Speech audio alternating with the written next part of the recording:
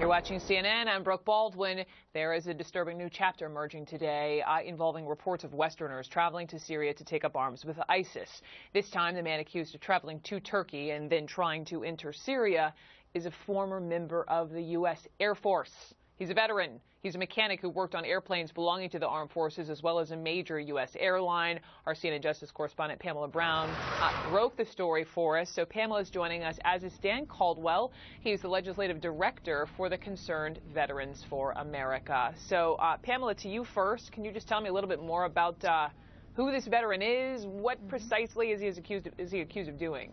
Well, this is significant, Brooke, because this is the first case that we know of where a U.S. veteran is accused of trying to provide material support to ISIS. And according to these court documents we've been looking through, he's a 47-year-old man, Tyrod Nathan Webster Pugh from Neptune, New Jersey, who at one point, Brooke, was a mechanic for American Airlines. And according to authorities, he tried to travel through Turkey to Syria to link up with ISIS and join in their fight. Also, as you point out, he was in the Air Force, and he apparently training in the installation and maintenance of aircraft engines and weapon systems. He left the Air Force in the 90s and then worked for several private aviation companies in the U.S. and the Middle East as an airplane mechanic. And here's really interesting, Brooke. The complaint says that two of his co-workers expressed concern to the FBI in 2001 and 2002 because they said he allegedly sympathized with Osama bin Laden and shared anti-American sentiment. He also allegedly expressed interest in fighting jihad in Chechnya. Clearly, authorities felt like they didn't have a strong enough case for him. And then we know that he lived overseas for the past year and a half, and in January then attempted allegedly to fly from Turkey to Syria. And if you're wondering, Brooke, how he made it back to the U.S., what happened quickly is that Turkish officials stopped and they asked him if they could look through his electronics. He denied them access.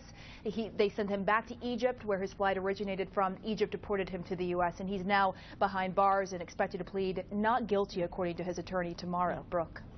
Dan, to Pamela's first point, we have reported on, as I've been saying, we've reported on teenagers wanting to get into Syria to join ISIS. We've certainly reported on Westerners, but this is the first veteran that I can recall who has been caught trying to do this. Your reaction, sir? Well, first of all, the most disturbing part of this to me is his civilian experience on civilian airliners. Quite frankly, his military service wouldn't have been of much benefit to ISIS. As an Air Force avionics mechanic, he probably didn't have a lot of combat training, so he couldn't help them out as an infantryman or as a fighter.